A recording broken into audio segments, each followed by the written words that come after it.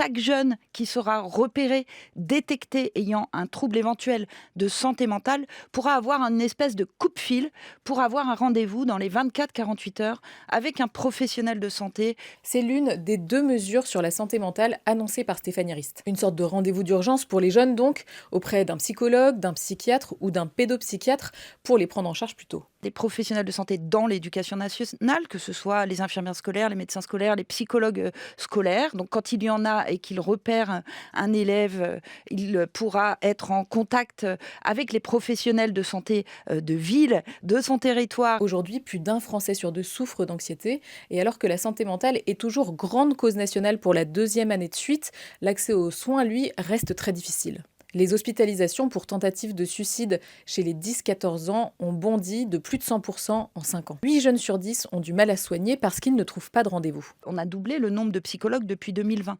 On a augmenté de presque 10% le nombre de psychiatres formés.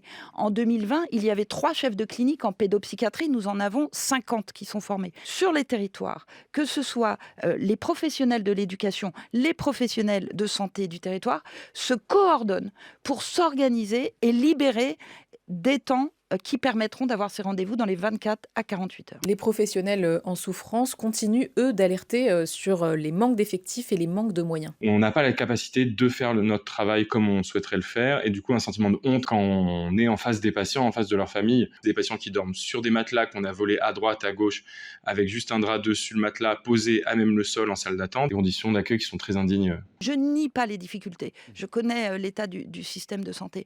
Mais en agissant plus tôt, on évitera des hospitalisations. Autre mesure annoncée, la fin de la contention, la camisole de force, en 2030, c'était demandé par les familles et les soignants. On sait que cette contention, elle est très traumatisante. Elle est traumatisante pour les familles, elle est traumatisante pour le patient.